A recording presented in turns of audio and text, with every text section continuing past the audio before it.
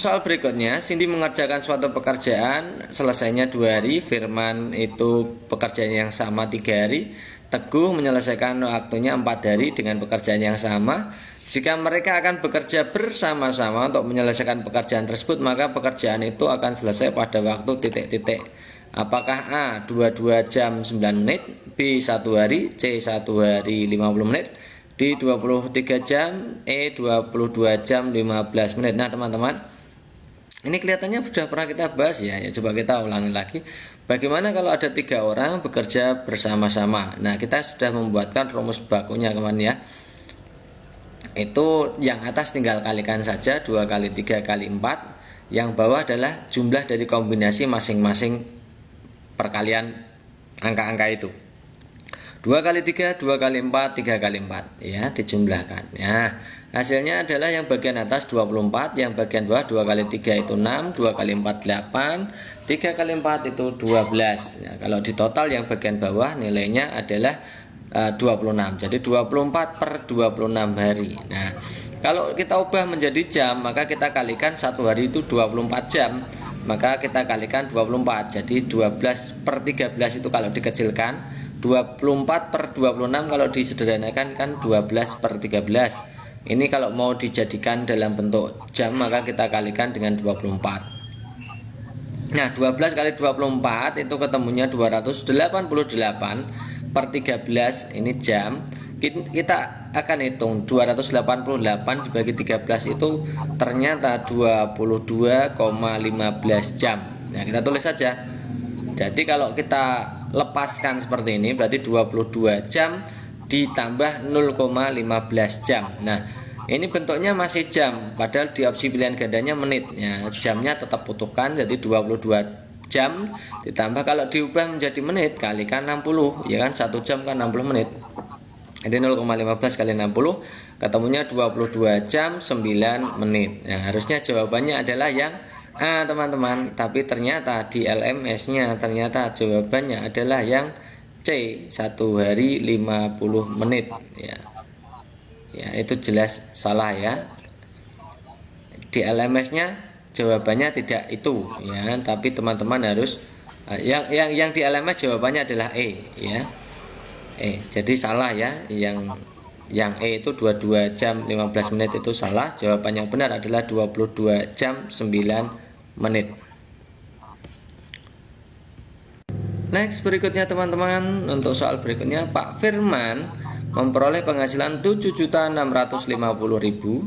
Dari penghasilan tersebut 9/9 bagian digunakan untuk biaya bersama, 11% digunakan untuk transportasi sehari-hari, 30% untuk biaya hidup, 0,15 digunakan untuk membayar cicilan rumah, serta sisanya digunakan untuk tabungan. Nah, besar dana untuk tabungan. Jadi kita langsung menghitung saja sisa yang digunakan untuk tabungan itu, kita hitung langsung bagian sisa atau untuk tabungan itu berapa.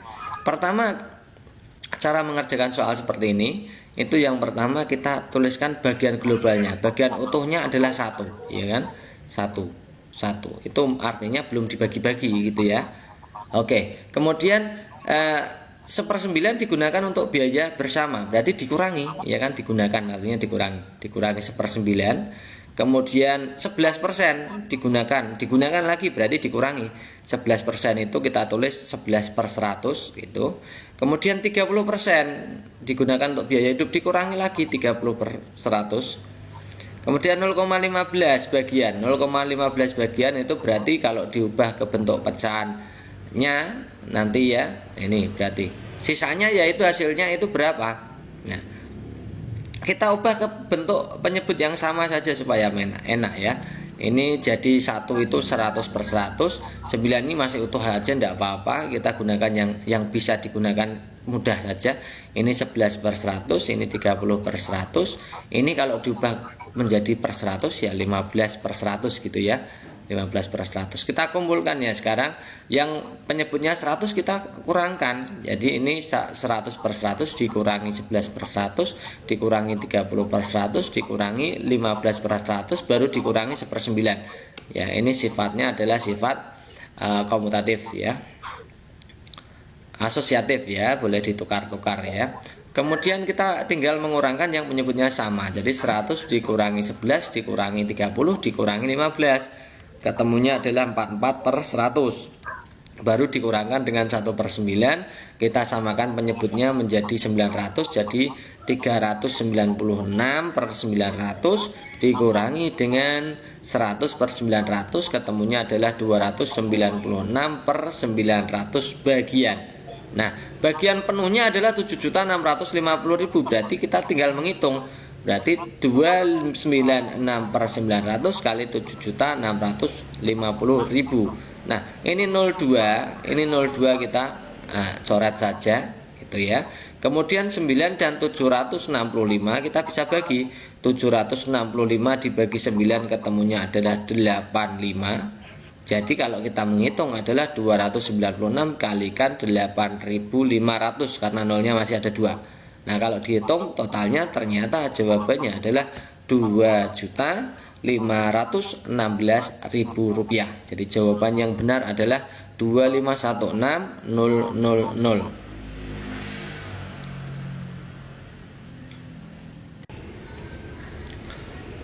Next berikutnya ada soal seperti ini. Sebuah mobil melaju dengan kecepatan 30. Ini satuannya tidak diketahui. Untuk jarak waktu A kilometer. Ini anggap saja itu kilometer per jam ya.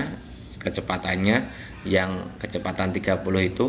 Kemudian dilanjutkan pada jarak 2A kilometer. Berikutnya melaju dengan kecepatan 40. Rata-rata kecepatan mobil tersebut adalah apakah 38, apakah 36, 35, 33,33, apakah 36,67. Oke, kita tulis saja yang diketahui dulu. Kecepatan yang pertama itu ada ini jaraknya ya, jaraknya dulu A kilometer ya kan.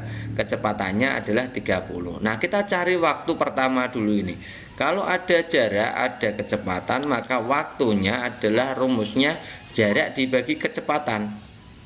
Nah, jarak dibagi kecepatan berarti A/30. Untuk jarak kedua itu 2A, jarak kecepatan keduanya 40, maka T2-nya berarti 2A/40. Nah, kalau kita sederhanakan berarti A/20 gitu ya teman-teman ya. Nah, lalu untuk menentukan kecepatan rata-rata kita harus tahu jumlah jarak dan jumlah waktu, ya kan? Jumlah jaraknya ini, total jaraknya S1 tambah S2, A ditambah 2A ketemunya 3A. Waktunya kita jumlahkan total waktunya T1 ditambah T2, A/30 ditambah A/20. Nah, kalau kita jumlahkan, kita samakan penyebutnya jadi 60. Jadi 2A/60 ditambah 3A/60 hasilnya 5A/60. Kalau kita sederhanakan, tidak usah disederhanakan juga boleh. Kecepatan rata-ratanya jarak dibagi waktu kan. Total jarak dibagi total waktu.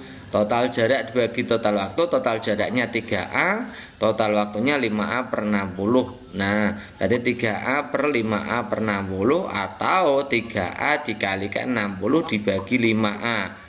Nah, 3 kali 60 ketemunya 180. A/5A, jawabannya A/A habis ya.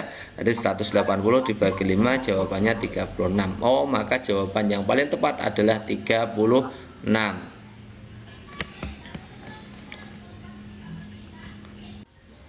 Berikutnya, pompa A mampu memompa air dengan debit 80 meter kubik per menit dan pompa B 100 meter kubik per menit. Kedua pompa telah digunakan secara bersama-sama untuk menguras air 72.000. Nah, setelah 5 jam pertama pemakaian, ternyata pompa A rusak, sedangkan pompa B tetap bisa digunakan hingga selesai.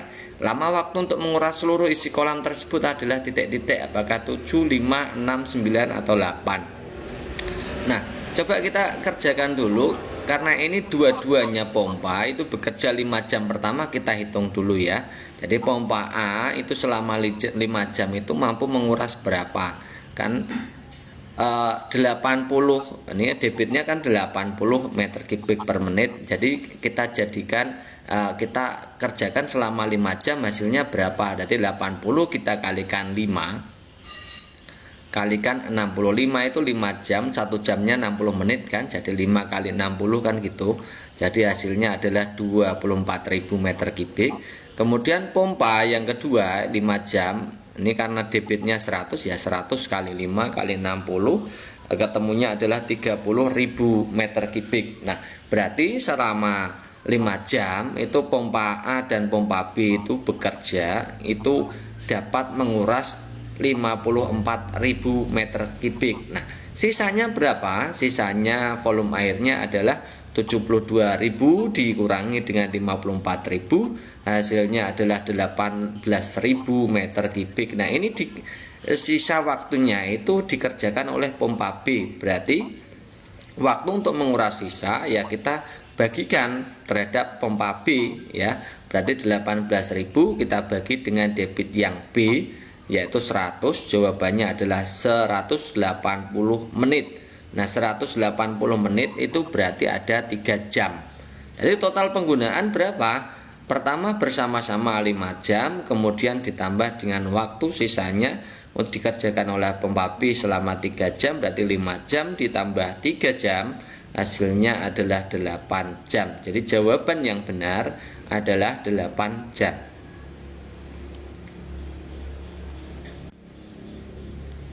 Berikutnya, Anton dan Benny berangkat dari kota A menuju kota B mengendarai mobil dengan kecepatan berturut-turut 60 dan 40. Benny berangkat lebih dahulu, selang 2 jam kemudian Anton baru berangkat. Benny akan tersusul oleh Anton setelah Benny berkendara selama titik-titik jam ya. Berarti ini yang jenisnya adalah kecepatan susul menyusul. Nah, bagaimana cara mengerjakannya? Coba kita amati, kita anggap V1-nya itu adalah kecepatan orang yang tersusul. Karena di sini yang tersusul adalah Benny, maka V1-nya adalah V Benny 40 gitu ya. Kemudian V Anton itu yang menyusul itu dianggap V2 atau yang lebih besar itu 60. Selangnya adalah 2 jam. Kemudian waktu untuk menyusul itu waktu Anton menyusul, jadi waktu yang digunakan oleh Anton yang menyusul berapa, itu rumusnya adalah V1T per V2 dikurangi V1. Nah, kita hitung V1-nya 40, T-nya adalah 2. Jadi 40 kali 2 per 60 dikurangi 40. Ya, T-nya 2, ingat ya. T-nya selang waktu penyusulnya adalah 2. Kemudian berarti 40 kali 2 ketemunya 80 per 20, hasilnya adalah 4 jam itu ya. Jadi 4 jam itu waktu Anton 4 jam. Nah, berarti waktu Benny berapa? Kan selang 2 jam sebelum Anton, berarti 2 jam ditambah 4 jam ketemunya 6 jam. Ini jawaban yang benar ya teman-teman. Nah, ini kalau di LMS silahkan cari yang sama saja. Saya agak males memikirkan LMS karena memang banyak sekali jawaban di LMS yang tidak benar. Jadi jawaban yang benar adalah 6 jam. Nanti teman-teman ketika mengerjakan soal yang P3K itu yang benar seperti ini ya, jadi jangan cari yang salah gitu ya teman-teman ya. Ini sebagai referensi untuk teman-teman. Next, berikutnya ada segitiga ABC sama sisi dengan luasnya 228 cm persegi. D titik tengah AC, E titik tengah AD, dan F titik tengah AB. Luas segitiga DEF adalah titik-titik cm persegi. Apakah 57,5, apakah 29,5, apakah 14,5, apakah 28,5, apakah 14,25. Yuk kita gambar dulu seperti ini. Titik D-nya di tengah AC, berarti D-nya di sini. Kemudian E-nya di tengah AD, berarti ini E. Kemudian F-nya adalah di tengah AB seperti ini. Yang ditanyakan luas ini. Ya, bagaimana menghitung luas ini? Coba kita amati.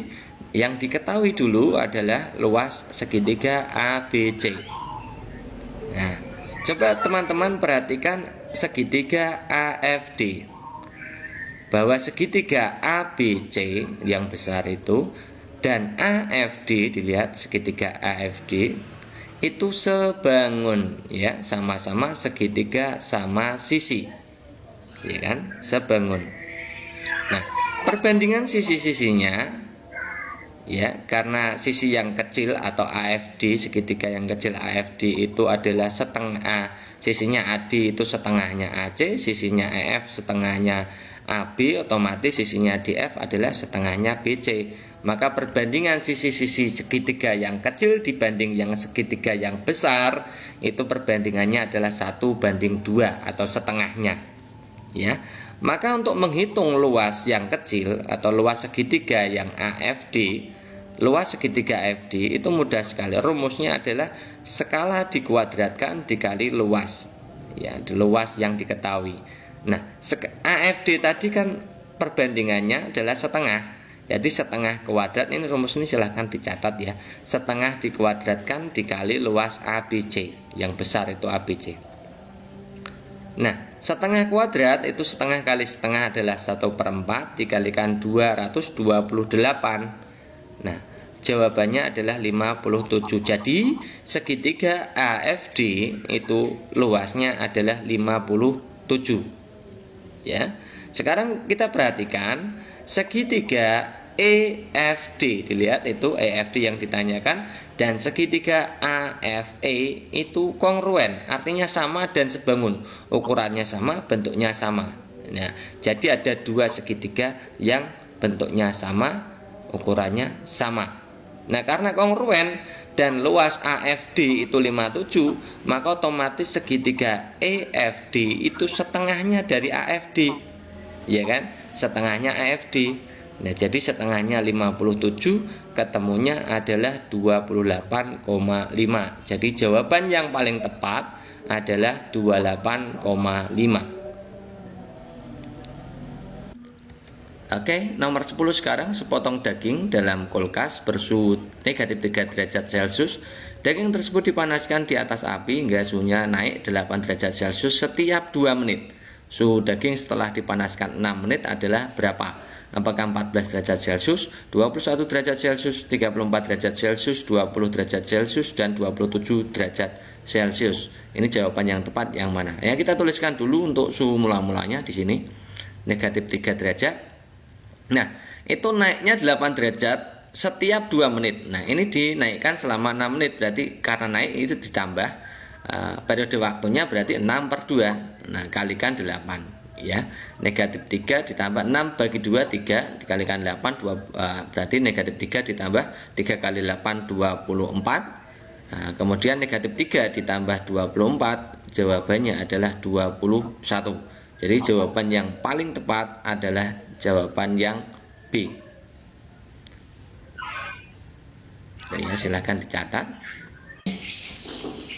Soalnya begini teman-teman, ini tentang persamaan kuadrat, yaitu mencari akar-akar persamaan kuadrat. Jika X1 dan X2 adalah akar-akar persamaan kuadrat dari 2X kuadrat dikurangi 9X tambah 10 sama dengan 0, maka nilai dari 2X1 dikurangi 3X2 dikuadratkan adalah berapa? Apakah 1, apakah 1/4, apakah 0, apakah setengah, apakah 2? Oke teman-teman, untuk mengerjakan soal seperti ini bagi teman-teman harus mencari dulu nilai X1 dan X2 atau mencari akar-akar dari 2X kuadrat dikurangi 9X ditambah 10. Ya. Nih, bagaimana cara menentukan akar-akarnya? Coba perhatikan, simak. Ini kalau tidak memperhatikan tidak bisa ya teman-teman ya, karena kita akan gunakan teknik yang cepat. Dan yang cepat ini tidak biasa untuk ya tidak biasa seperti yang diajar di buku-buku, karena ini menggunakan rumus cepat ya. Coba pertama kita kalikan untuk ini dan ini ya, bagian depan dan bagian belakang kita kalikan. Yang depan itu positif 2, yang belakang itu positif 10. Jadi positif 2 dikalikan dengan positif 10, positif kali positif ya positif, 2 kali 10 20, berarti ini hasil kalinya 20. Next, langkah berikutnya teman-teman, tulislah angka 20 tadi, carilah perkalian yang menghasilkan angka 20, yaitu 1 kali 20 ya kan, 2 kali 10, ada lagi 4 kali 5 ya. Kalau sudah ketemu semua hasil perkaliannya, silahkan teman-teman lihat yang ini, yang tengah ini koefisien dari X. Koefisien dari X itu adalah negatif 9. Nah, kita cari di antara 1, 20, 2, 10, dan 45 ini kalau dioperasikan menghasilkan negatif 9 itu yang mana? Nah, tentu saja yang ini. Nah, ini yang 4 dan 5 ini yang kemungkinan menghasilkan angka negatif 9. Supaya negatif 9 maka dua-duanya harus negatif. Jadi negatif 4 dan negatif 5. Nah, kita cari X2 dan X1 nya. X2, misalnya X2 ya. Bagaimana mencari X2 nya? Coba teman-teman lihat yang ini. Ini 4 dibagi dengan yang ini, yang depan, koefisien X kuadrat ini. Kalau negatif 4 maka tulislah 4 kebalikannya ya. Kalau tadi negatif 4, yang atas itu yang di dalam lingkaran merah itu kan negatif 4. Kalau mencari akar itu kebalikannya. Kalau negatif 4 berarti 4 per depan, angka depan yang saya kasih garis hijau itu 2. Nah, jadi 4 dibagi 2 ketemunya adalah 2. X1 nya atau akar yang lain, dilihat teman-teman. Itu karena negatif 5 maka tulis saja kebalikannya adalah 5 per 2. Nah, jawabannya adalah 2,5. Nah, kalau X1 dan X2 sudah ketemu, kita tinggal masukkan untuk mencari nilai 2x1 dikurangi 3x2 dikuadratkan, kan gitu ya. Jadi 2 kali x1 nya adalah 2,5, jadi 2 kali 2,5 dikurangi 3 kali 2, kemudian hasilnya dikuadratkan.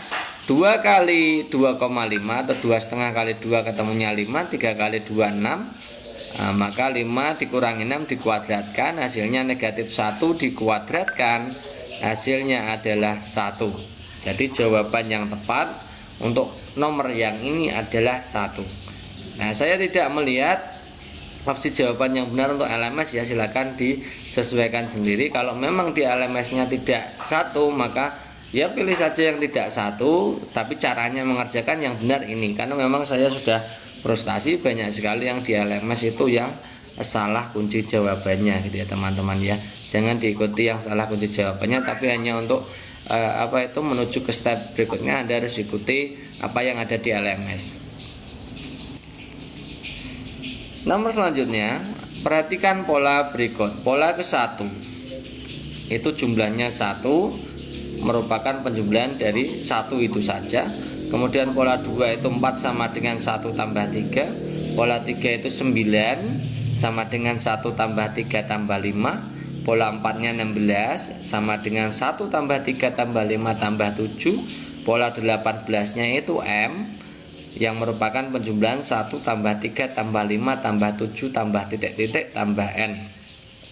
Pertanyaannya adalah nilai M dikurangi 2N adalah titik-titik. Coba perhatikan, N ini merujuk kepada suku ke-18 ya kan. Suku ke-18 itu nilainya berapa dari barisan 1, 3, 5, 7 dan seterusnya. Sementara untuk M itu hasil penjumlahan dari barisan tadi sampai ke suku ke-18 berapa, kan gitu. Nah, kita simak, coba perhatikan barisannya kan seperti ini. Ini yang namanya A itu suku pertama atau suku paling depan, itu angka 1. Yang B itu beda suku. Beda sukunya 1, 3, 5, 7 itu kan 2. Ya, selisih bedanya 2. Untuk menentukan UN, rumusnya ini teman-teman, silakan dihafal pada barisan aritmatika. UN sama dengan A ditambah N dikurangi 1B. Gitu ya. Berarti mencari U18, gantikan N dengan angka 18, A1, B2. Jadi U18 sama dengan A-nya kan 1, ditambah N-nya tadi 18 dikurangi 1, B-nya 2. Nah, 1 tambah 18 dikurangi 1 baru dikalikan 2. 18 dikurangi 1 ketemunya 17 dikalikan 2. Nah, jadi 17 kali 2 dulu, jadi 1 ditambah 34, hasilnya adalah 35. Oh, jadi N-nya ketemulah nilainya 35.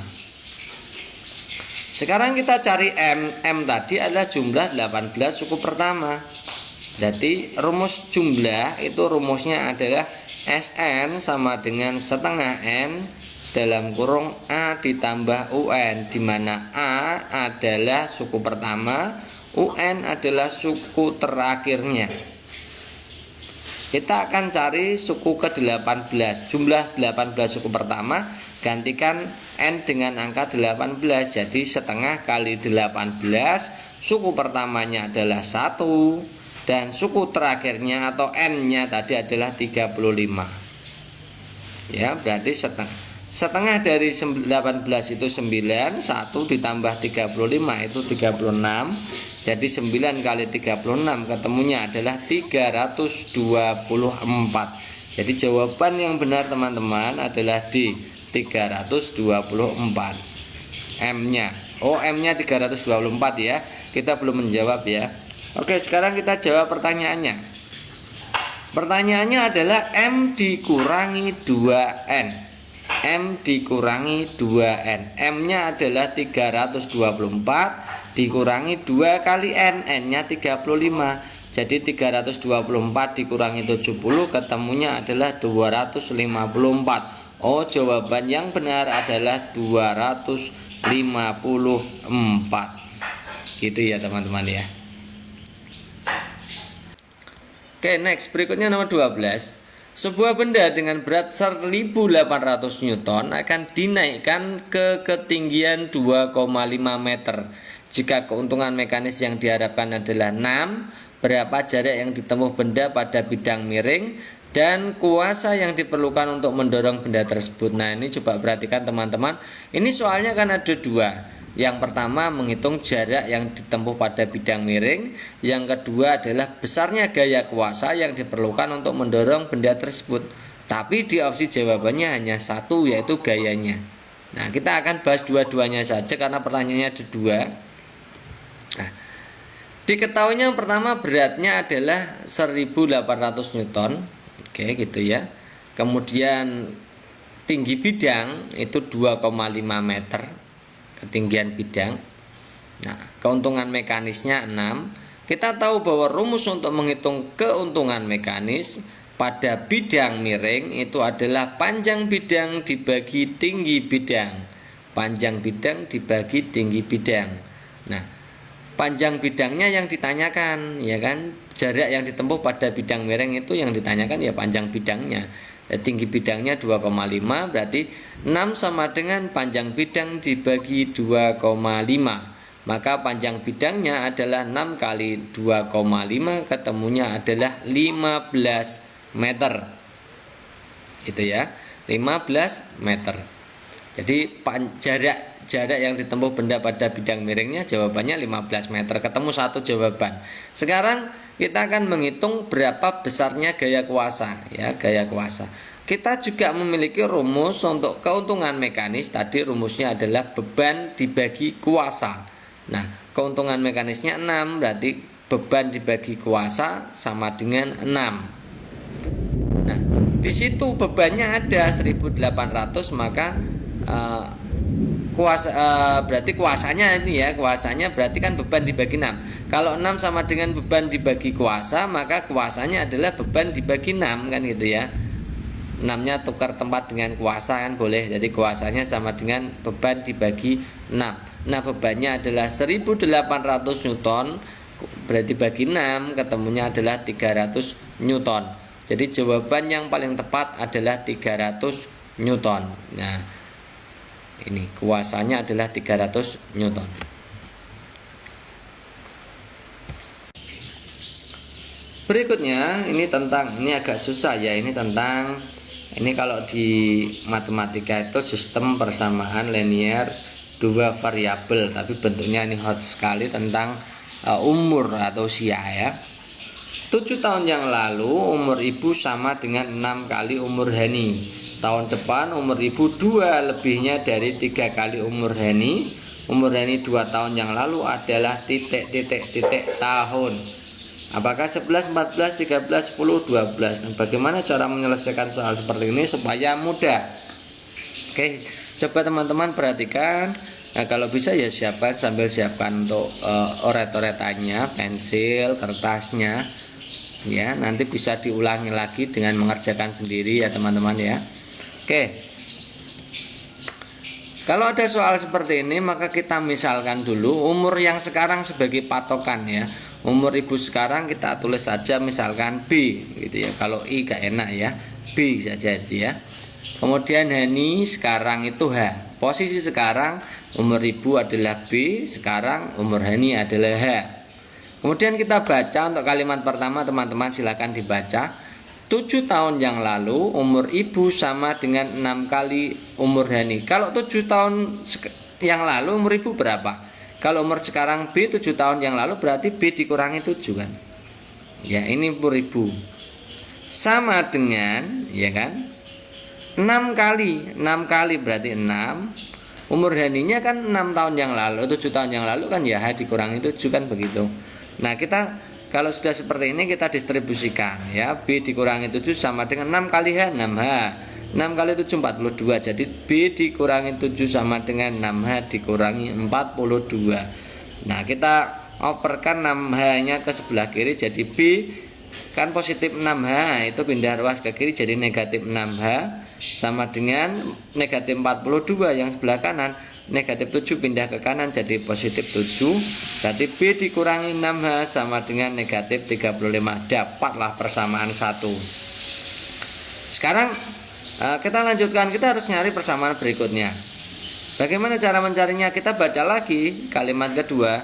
Tahun depan berarti umur ibu berapa? Berarti tahun depan berarti B tambah 1 kan? Ya. Sama dengan 2 lebihnya, bukan 2 kalinya ya, 2 lebihnya. 2 lebihnya itu berarti 2 plus 3 kali 3. Lihat 3 ya. Umur Hani H plus 1. Jadi B plus 1 sama dengan 2 ditambah 3H plus 1. B plus 1. Nah, ini kita distribusikan 3 kali H 3H, 3 kali 1 3. Nah, kalau kita hitung B dipindahkan ruas, 3H-nya sebelah kiri berarti B dikurangi 3H. Yang sebelah kanan kan tadi 2 dan 3 ya. 2 dan 3 kan 5. Tulis saja 5. Positif 1 di sebelah kiri pindah ke kanan jadi negatif 1.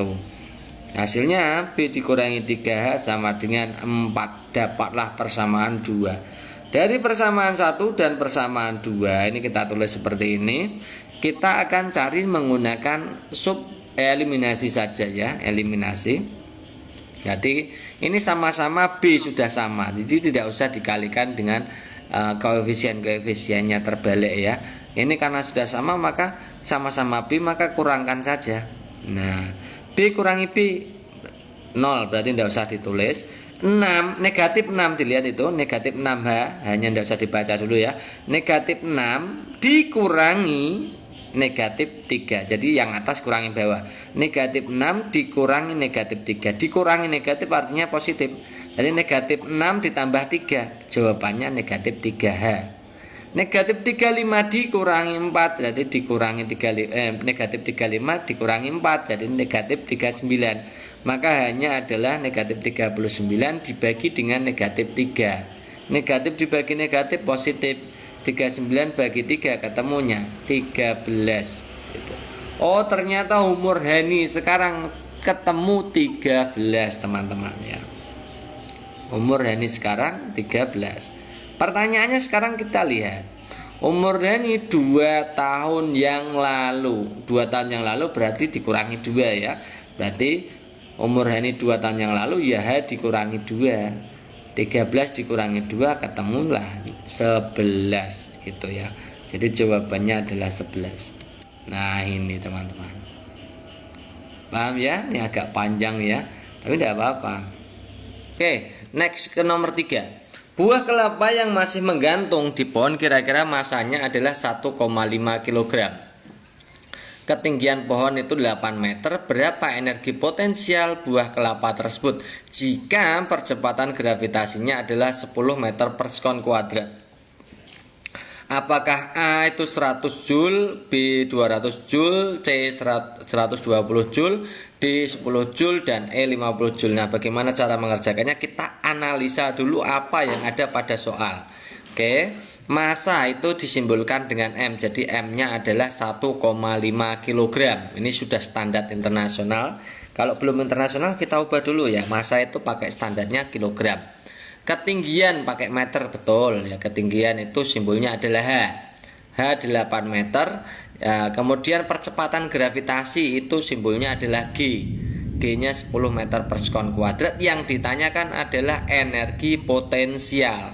Nah, kita tahu bahwa rumus dari energi potensial itu adalah hasil kali antara massa, gravitasi, dan ketinggian ya. Nah, kita tinggal kalikan saja. Massanya kita gantikan dengan 1,5, gravitasinya adalah 10 ya kan. Kemudian ketinggiannya adalah 8. Jadi 1,5 kali 10 kali 8. Nah, 1,5 kali 10 ketemunya 15. Jadi 15 kali 8, 15 kali 8 hitungannya adalah 120. Satuannya adalah joule. Itu satuan untuk energi potensial atau energi ya. Satuan energi atau usaha itu joule ya teman-teman ya. Jadi jawabannya adalah 120 joule. Nah, ini kebetulan kelihatannya sudah sama antara LMS dan yang pengerjaan kita. Nomor 11. Sebuah benda yang semula diam bergerak dengan percepatan tetap selama 10 sekon.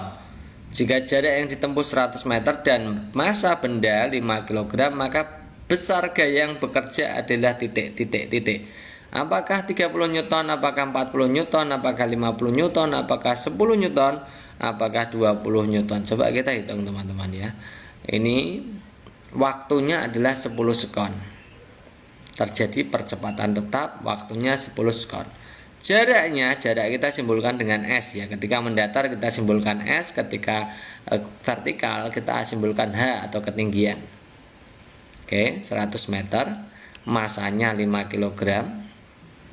Yang ditanyakan adalah F atau gayanya berapa. Nah, kita tahu bahwa rumus untuk menghitung gaya itu M kali A. Ya, M-nya sudah ada, A-nya belum ada. Maka kita cari A dulu. Yang ada apa di situ untuk mencari A? Itu yang ada adalah T dan S. Oh, berarti kita olah yang rumus S. Rumus menghitung jarak. Jaraknya rumusnya adalah V kali V0T ditambah setengah AT kuadrat. V0T ditambah setengah AT kuadrat. V0 itu kecepatan awal, A itu percepatan, T dan itu waktu. S itu jaraknya. Kita masukkan angkanya. S-nya adalah 100, kita masukkan S-nya 100. V0-nya kecepatan awalnya kan diam tadi ya. Diam itu berarti 0. 0 kali 10 ditambah setengah kali A kali 10 kuadrat. T-nya kan 10. Ya kan? 0 kali 10 0, maka hilang saja. 0 kali 10 0 berarti 0 ditambah setengah A kali 10 kuadrat, maka itu ya 0 kali 10 hilang itu aja ya. Berarti 100 sama dengan setengah A kali 10 kuadrat. 10 kali 10 100. Nah, setengah kali 100 50 gitu ya. Setengah kali 100 kan 50. Jadi 100 sama dengan 50A gitu ya. Maka A-nya berapa? Ya, maka A-nya adalah 100 dibagi 50, ketemunya adalah 2 meter per sekon kuadrat. Oh, ternyata percepatannya ketemu 2 meter per sekon kuadrat. Maka kita bisa menghitung gaya. Rumusnya tadi M kali A, berarti M-nya tadi 5, A-nya adalah 2, jadi 5 kali 2 ketemunya adalah 10. Satuannya gaya adalah Newton. Jadi jawabannya adalah 10 Newton. Gitu ya teman-teman ya. Next berikutnya nomor 15. Sebuah mobil melaju dengan kecepatan awal 20 meter per sekon. Mobil tersebut dipercepat konstan menambah tambahan kecepatan 2 meter per sekon. Berapa kecepatan mobil tersebut setelah bergerak 20 sekon? Oke, kita diketahuinya kecepatan awal kita simbolkan. Ini A-nya 2 meter per sekon kuadrat ya. T-nya 20 sekon, kecepatan awalnya 20 meter per sekon. Ini yang diketahui ini teman-teman. Yang ditanya A-nya kan itu kecepatan dipercepat konstan sebesar 2 meter per sekon. Itu berarti percepatannya 2 meter per sekon kuadrat, itu sama ya. Yang ditanyakan adalah berapa kecepatan mobil setelah 20 sekon. Jadi yang ditanyakan adalah VT. Rumus VT adalah V0 ditambah AT. VT sama dengan V0 ditambah AT. VT kecepatan akhir, V0 itu kecepatan awal, A itu percepatan, T itu adalah waktu. Ya kita hitung sekarang. VT berarti V0 nya adalah 20 ditambah A nya 2, T nya 20 gitu ya. Jadi 2 kali 20 kita kerjakan dulu, berarti 20 ditambah 40. Ketemunya berarti 60 meter per sekon. Nah, jawabannya adalah 60 meter per sekon. Cukup sekian teman-teman untuk pembahasan kali ini. Semoga untuk pembahasan kali ini membawa manfaat dan membantu teman-teman dalam belajar. Terima kasih. Assalamualaikum warahmatullahi wabarakatuh.